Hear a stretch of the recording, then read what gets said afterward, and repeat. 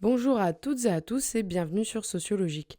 Cet épisode est disponible en format vidéo sur YouTube et en format podcast sur Spotify.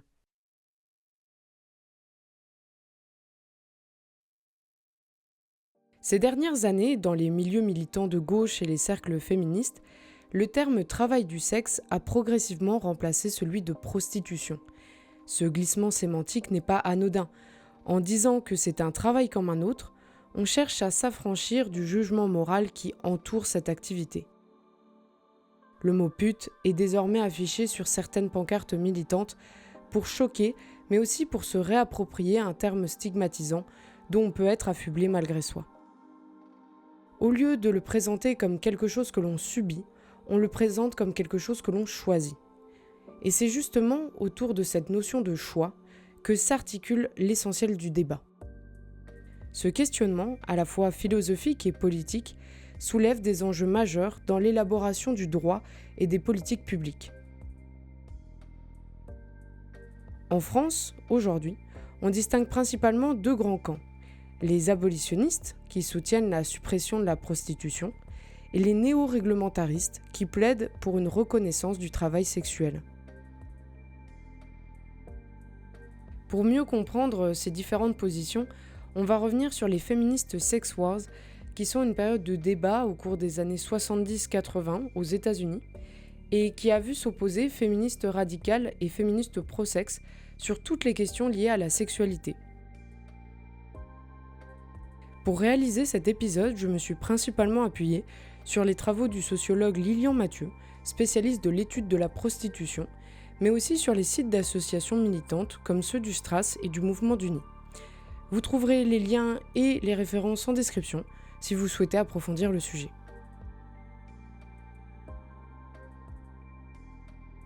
Les féministes sex wars sont une période de discussion au sein du mouvement féministe américain autour de la sexualité, de la prostitution et de la pornographie. Elles sont considérées comme le point de départ de la troisième vague du féminisme. On voit s'opposer deux camps, les féministes radicales, qui sont l'équivalent en France des abolitionnistes, et les féministes pro-sexe, qui sont assez proches idéologiquement des néo-réglementaristes.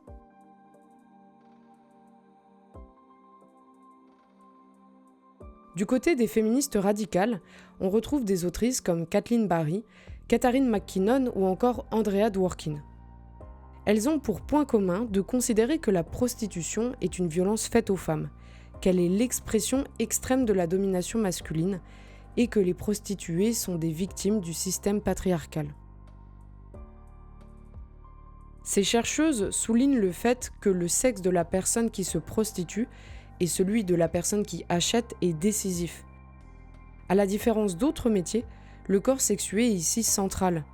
Il n'y a pas d'égalité entre les sexes puisqu'il n'y a pas autant de gigolos, de prostituées hommes que de prostituées femmes. Ce qui est à l'origine de cette asymétrie, c'est une socialisation genrée qui amène plus tendanciellement les femmes à s'hypersexualiser et les hommes à considérer leurs besoins sexuels comme impérieux. Dans cette logique, il ne peut donc pas y avoir de prostitution libre, dans un système où les femmes sont socialement subordonnées. Et même, elles vont jusqu'à dire qu'il ne peut pas y avoir tout court de sexualité libre dans une société patriarcale. D'où le fait qu'on les qualifie de radicales, puisqu'en disant que dans toute relation sexuelle hétérosexuelle, il y a un rapport inégalitaire, elles reviennent littéralement à la racine du rapport de domination, la prostitution en étant juste une forme exacerbée.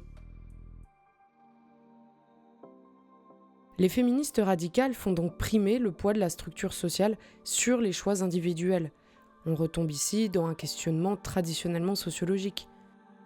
Les prostituées sont dans une double situation de subordination, à la fois en tant que femmes et la plupart du temps en tant que personnes précaires. Il y a donc une domination économique qui vient s'additionner à la domination de genre. Et comme les féministes radicales font une critique systémique, elles lient la question de la prostitution à une critique marxiste du néolibéralisme, d'une société qui promeut le libre marché, y compris le droit de vendre son corps. Elles établissent un parallèle entre la prostituée et le travailleur, tous deux contraints de vendre leur corps. Dans le cas du travailleur, c'est le patron qui obtient un droit d'usage sur le corps, et dans le cas de la prostituée, c'est le client. Souvent d'ailleurs, les radicales et les abolitionnistes sont également opposés à la GPA, car on y retrouve cette critique de la marchandisation du corps. Alors que les féministes pro-sexe et queer auront plutôt tendance à militer pour sa légalisation. Ça pose donc la question de jusqu'où va la liberté de disposer de son corps.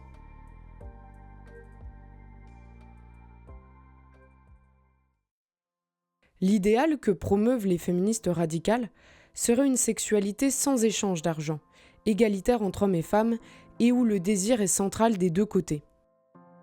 En reprenant la distinction que Kant a établie entre fin et moyen, on peut dire qu'elle s'oppose au fait que l'autre soit utilisé comme un moyen, et non comme une fin.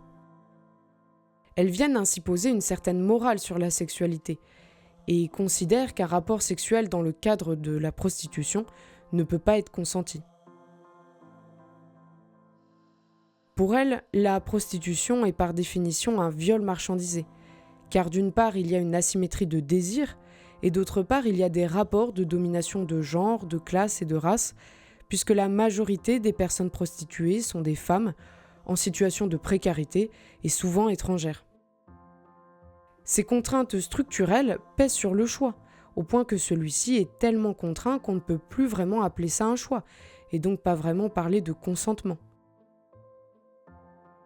A l'inverse, les féministes pro-sexe reconnaissent que des femmes sont en situation de vulnérabilité, mais ont davantage tendance à considérer que si à l'échelle individuelle le rapport est consenti, alors ça reste un choix. Ce qui nous amène à un point essentiel dans la question du choix. Tout dépend finalement des alternatives qui sont proposées. S'il n'y en a pas d'autres, peut-on vraiment considérer qu'il s'agit d'un choix ? On y reviendra plus tard.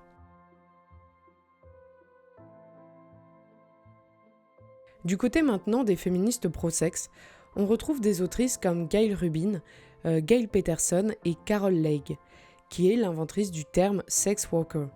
Ce terme vise à rompre avec les conceptions naturalisantes de la sexualité féminine, en affirmant que la prostitution relève de la sphère du travail. Il introduit une distinction entre sphère professionnelle et sphère privée, entre rapport sexuel vénal et non vénal. Les prostituées opèrent d'ailleurs elles-mêmes dans leur quotidien cette distinction entre leur sexualité professionnelle et leur sexualité personnelle. La prostitution est ainsi envisagée comme une liberté du corps et s'inscrit pour ces militantes dans la continuité du droit à l'IVG, selon le principe « mon corps, mon choix ». Parler de sex worker, c'est une manière de retourner le stigmate de la pute, pour en faire une source de fierté. La sémantique a ici toute son importance. Le terme prostituée suggère que la personne subit une action. Elle est prostituée par quelqu'un ou par une situation, ce qui la positionne en victime. En revanche, l'expression travailleuse du sexe implique une action, une agentivité. La personne exerce une activité, un métier, et peut donc revendiquer des droits associés à ce travail. Les partisans de cette approche considèrent ainsi la marchandisation du corps non pas comme une aliénation, mais comme une forme potentielle de résistance, en remettant en cause l'idée que les rapports sexuels doivent nécessairement être gratuits. À ce sujet, Virginie Despentes, figure française du mouvement pro-sexe, établit dans son livre King Kong Theory une comparaison entre prostitution et mariage. Elle affirme que le mariage impose lui aussi des corvées sexuelles, mais cette fois à titre gratuit. D'ailleurs, en janvier 2025, la Cour européenne des droits de l'homme a condamné la France pour avoir jugé dans une procédure de divorce qu'une femme de 69 ans était fautive pour avoir refusé d'avoir des rapports sexuels avec son mari.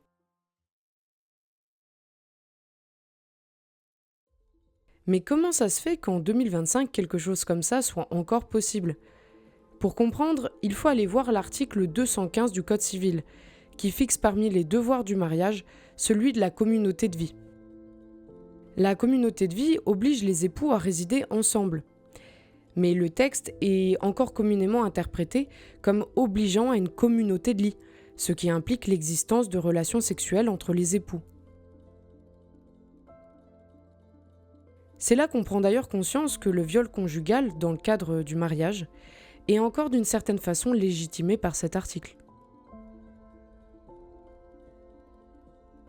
Pour en revenir au mouvement du féminisme pro-sexe, ce qui est remis en cause de façon générale, c'est la manière dont on définit la sexualité légitime.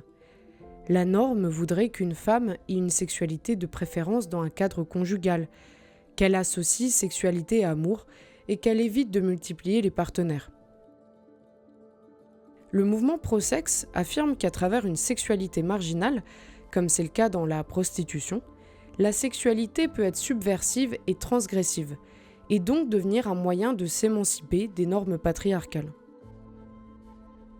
Le mouvement féministe pro-sexe et le mouvement queer vont donc se rapprocher dans les années 80-90, car les prostituées, tout comme les minorités sexuelles, représentent des sexualités marginales. Le mouvement queer n'adhère pas à la conception de la sexualité dite égalitaire défendue par les féministes radicales et abolitionnistes. Il considère que tant que les rapports sont consentis entre les partenaires, il n'y a pas de problème à ce qu'il existe des rapports de domination dans la sexualité.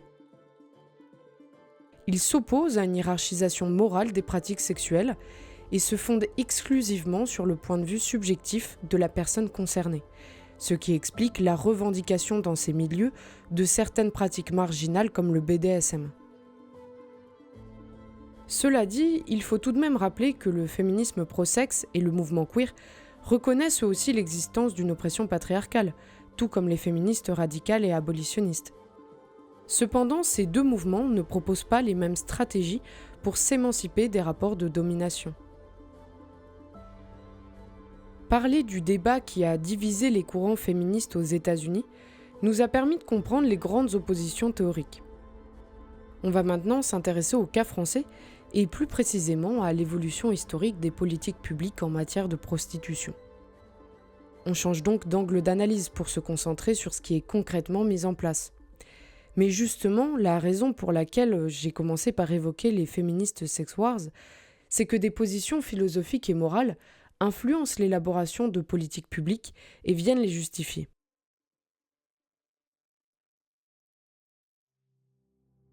Il faut savoir que la France est officiellement abolitionniste, et cela depuis l'adoption de la loi dite Martre-Richard en 1946. Alors qu'est-ce que prévoit cette loi ? Il va falloir passer par la case droit pour bien comprendre ce dont il est question. Depuis 1800, la France était dans un modèle réglementariste. Des lois encadraient l'exercice de la prostitution et définissaient des lieux où elle pouvait être pratiquée, en l'occurrence dans des maisons closes. L'exercer en dehors de ces lieux était illégal et pouvait entraîner une peine de prison. La loi imposait également un fichage policier et des contrôles sanitaires. On peut qualifier cette approche d'hygiéniste, car l'objectif de l'État était clairement de surveiller cette population pour éviter les risques de contamination.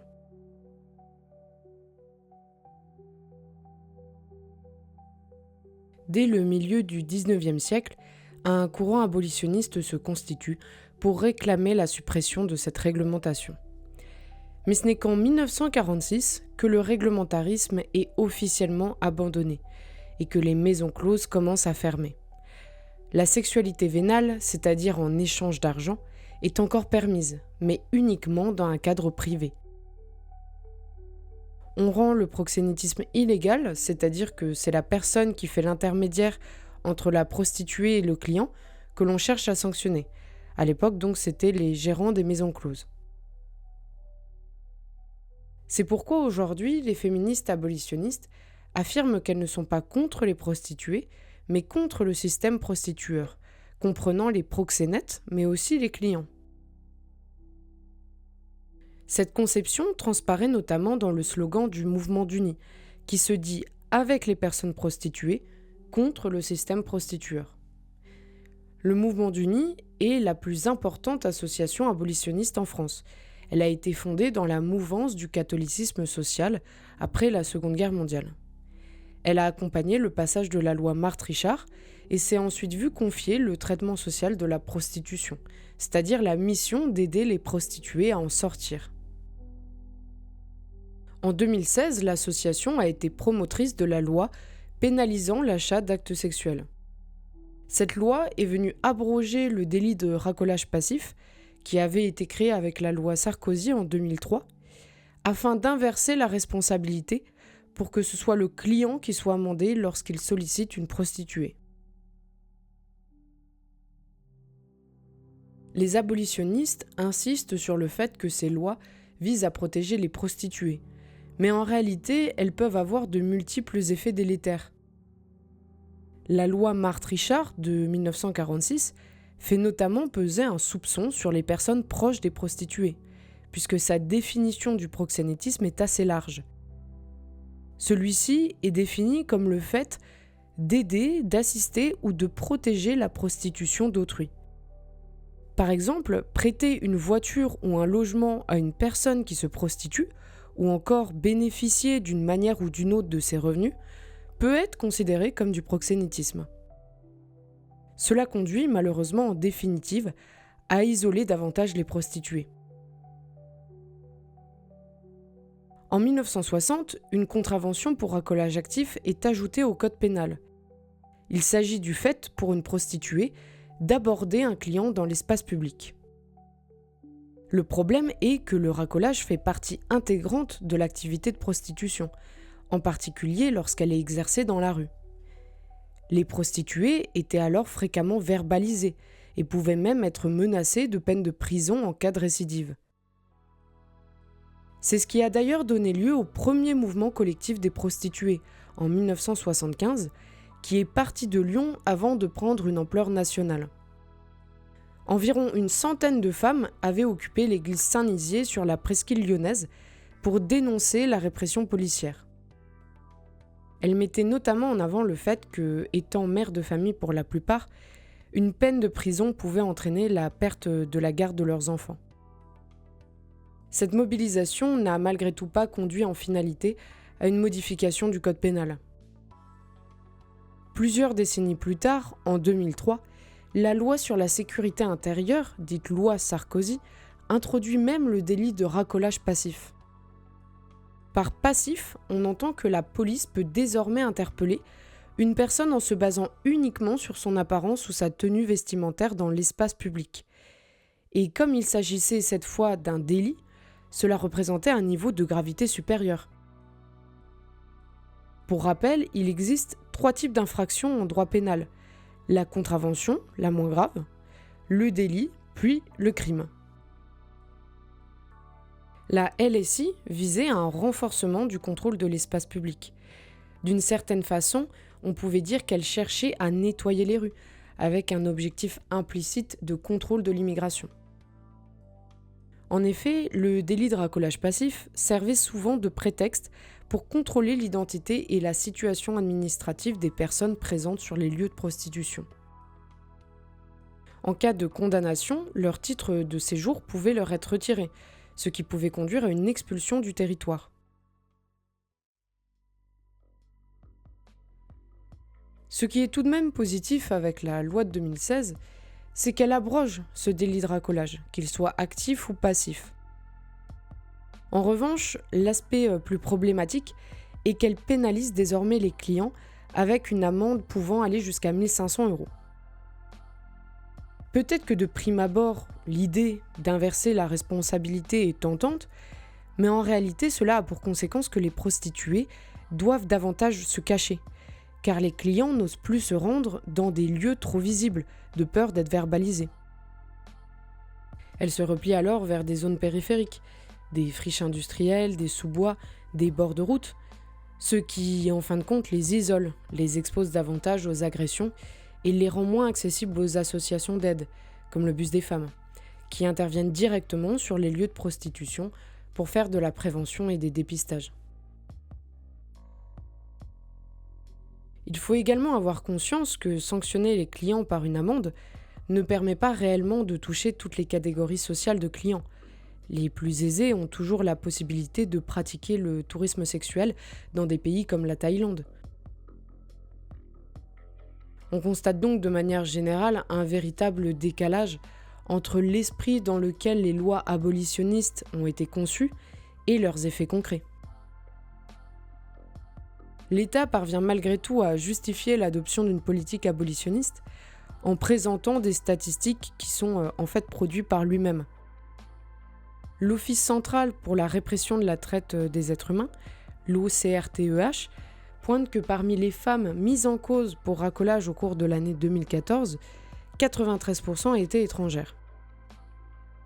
Ils disent que cette proportion de personnes étrangères leur permet d'affirmer que des réseaux de traite d'êtres humains sont derrière tout ça, et donc que la prostitution libre n'existe pas, qu'elle est nécessairement forcée. Mais en fait, il y a un biais dans ces statistiques, puisqu'elles sont produites par la police, qui a tendance à se focaliser sur la chasse aux sans-papiers. D'autre part, on ne dit pas que 93% des prostituées sont étrangères. On dit que 93% de celles qui se sont fait prendre en train de racoler le sont. On parle donc ici exclusivement de la prostitution de rue, qui est la forme la plus visible, mais pas la plus répandue, puisqu'on estime que 62% des personnes prostituées exercent sur Internet, tandis que 30% exercent dans la rue. Donc peut-être effectivement que les personnes étrangères en situation irrégulière sont majoritaires dans la rue, mais elles ne sont pas représentatives de toutes les formes de prostitution. Et il est nécessaire aussi d'interroger l'affirmation selon laquelle les prostituées étrangères sont forcément victimes de réseaux de traite. Il faut avoir en tête que ces dernières années, l'État a durci tous les moyens légaux d'entrer sur le territoire, ce qui oblige les migrantes à être dans des situations d'illégalité pour y parvenir, et donc à devoir faire appel à des passeurs, qui sont considérés comme des proxénètes et qui les rendent effectivement dépendantes et redevables, puisqu'une fois arrivées sur place, les prostituées étrangères ont des dettes vis-à-vis de ces intermédiaires. On voit donc apparaître une contradiction. L'État dénonce les violences auxquelles sont exposées les prostituées étrangères, mais en même temps, il durcit sa politique migratoire, les contraignant à la clandestinité.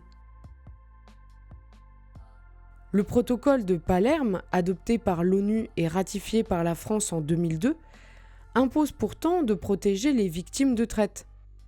Mais en pratique, il est parfois même utilisé pour justifier le renvoi des prostituées dans leur pays d'origine, sous prétexte de les extraire d'un réseau. Tout ça repose sur l'idée que la migration n'aurait pas été consentie à l'origine. Or, dans de nombreux cas, la migration a bien été un choix au départ, même si elle a ensuite été exploitée par des passeurs. Une autre raison souvent mise en avant par les abolitionnistes pour soutenir que la prostitution n'est pas un choix, c'est le fait qu'une grande part des prostituées a subi un viol au cours de sa vie. Toujours en s'appuyant sur des données produites par le gouvernement, l'Observatoire national des violences faites aux femmes affirme que 38% des prostituées auraient subi un viol au cours de sa vie, contre 6,8% dans la population générale. La psychologue américaine Melissa Farley pense que ces viols déclenchent un syndrome de stress post-traumatique qui amènerait par la suite à rejouer ce traumatisme à travers la prostitution. Et sur ce point, ce qui peut un peu surprendre, c'est que Virginie Despentes, qui est une représentante en France du féminisme pro-sexe, a un avis convergent. Dans King Kong Theory, elle écrit, je cite, « Car le viol fabrique les meilleures putes. Une fois ouverte par effraction, elle garde parfois à fleur de peau une flétrissure que les hommes aiment, quelque chose de désespéré et de séduisant. Le viol est souvent initiatique. Il taille dans le vif pour faire la femme offerte, qui ne se referme plus jamais tout à fait. » Mais même s'il peut y avoir ce constat partagé sur ce qui est à l'origine de la prostitution, Despentes, ayant elle-même été prostituée, refuse catégoriquement d'être considérée comme une victime. Refuser le statut de victime apparaît alors comme une manière de reprendre la parole sur sa propre condition. Elle dit, je cite, « C'est le contrôle exercé sur nous qui est violent, cette faculté de décider à notre place ce qui est digne et ce qui ne l'est pas. »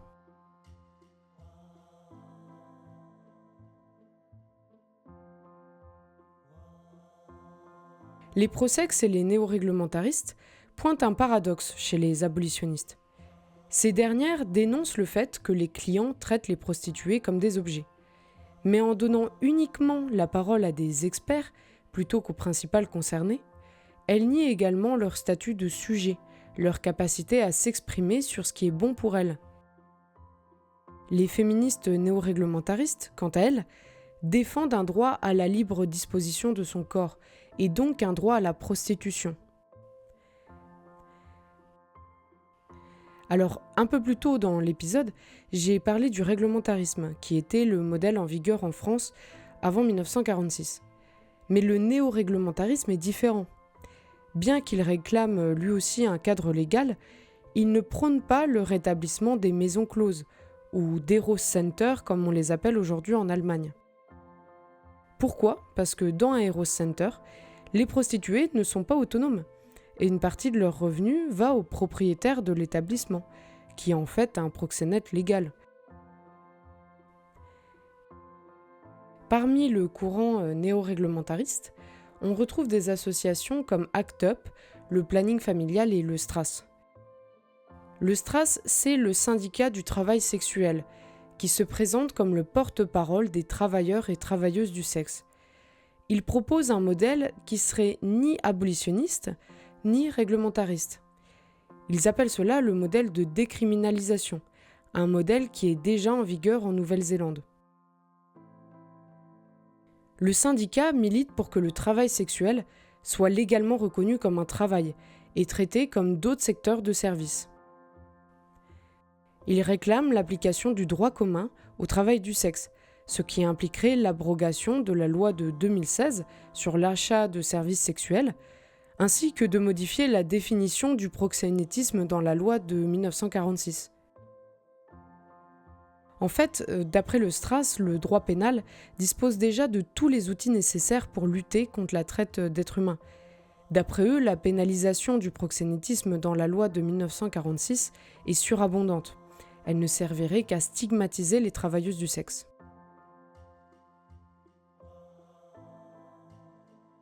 Concrètement, le STRAS aide et conseille les travailleuses du sexe à se déclarer en tant qu'auto-entrepreneurs, afin notamment d'accéder à l'assurance maladie.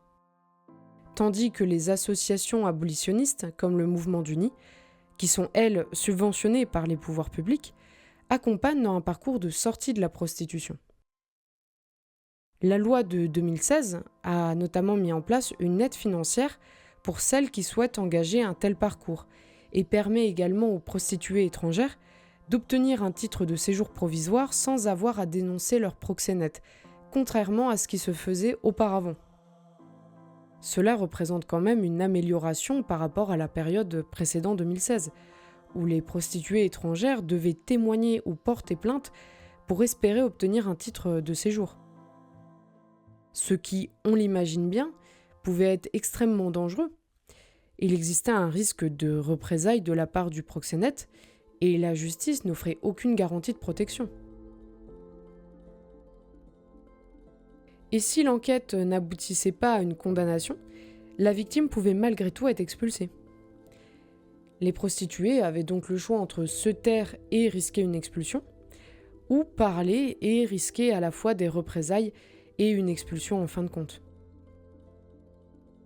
La loi de 2016 permet donc désormais que la protection des victimes de proxénétisme ne dépende plus de leur utilité pour la justice pénale. Le problème de ce dispositif, c'est que le budget alloué est insuffisant.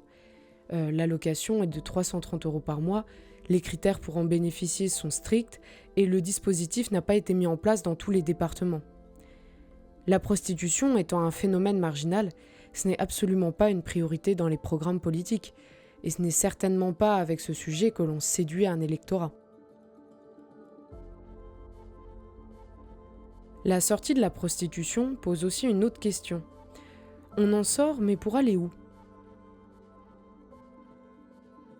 Si c'est pour se retrouver dans un emploi qui peut être dégradant sous d'autres aspects et qui maintient dans la précarité, on peut effectivement se demander si c'est une alternative réellement viable.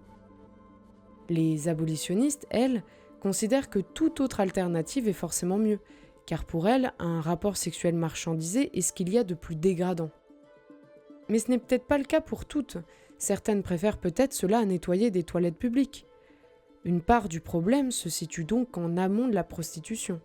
Et le constat sociologique, qui est commun à quasiment toutes les prostituées, c'est une situation de précarité. Et peut-être que si ces personnes bénéficiaient d'aides sociales suffisantes, particulièrement les mères célibataires, elles n'auraient pas à y avoir recours.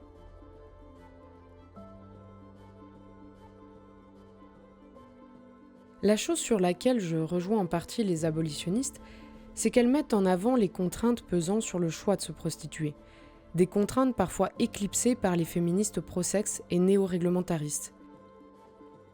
D'ailleurs, la raison pour laquelle ces dernières ont tendance à présenter le travail du sexe comme un choix délibéré, c'est que celles qui prennent publiquement la parole à ce sujet sont relativement privilégiées.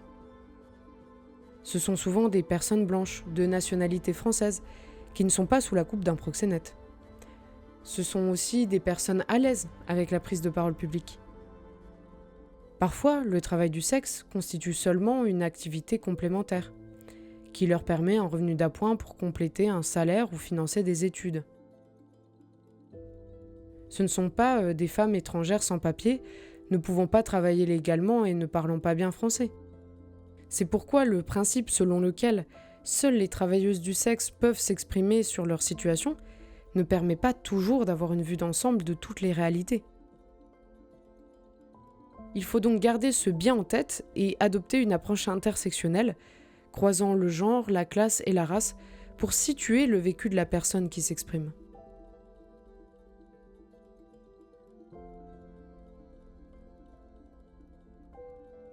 On voit donc s'opposer dans ce débat sur la prostitution deux postures philosophico-morales. Les abolitionnistes sont idéalistes. Elles veulent atteindre une société sans prostitution, quitte à ce que les lois dont elles sont les promotrices aient des effets délétères pour les premières concernées.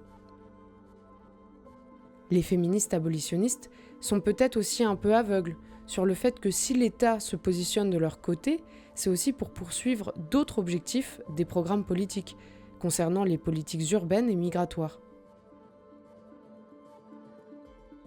Les néo-réglementaristes, elles, sont bien plus pragmatiques. Elles tentent de trouver des solutions concrètes pour améliorer les conditions de vie des travailleuses du sexe, mais sans vraiment proposer d'idéal d'égalité, alors que la quasi-totalité des clients continuent d'être des hommes. Elles ont aussi un peu tendance à éclipser le fait que ce soit souvent un choix contraint par la précarité.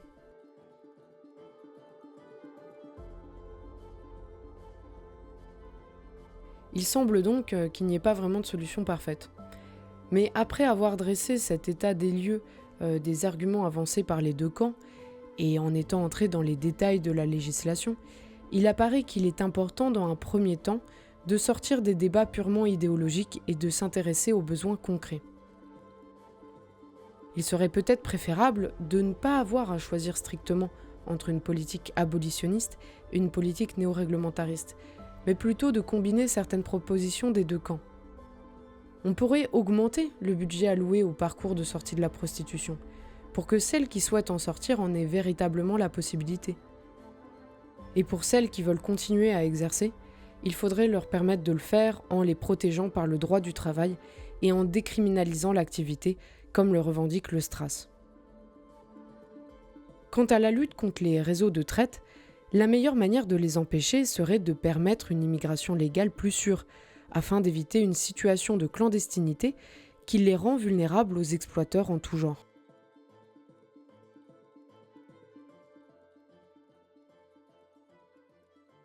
On touche maintenant à la fin de cet épisode, j'espère qu'il vous aura plu, et que ce soit le cas ou non, je vous invite à laisser un commentaire si vous souhaitez débattre sur le sujet de la prostitution / travail du sexe. Autrement, je vous dis à bientôt pour un prochain épisode, et d'ici là, portez-vous bien.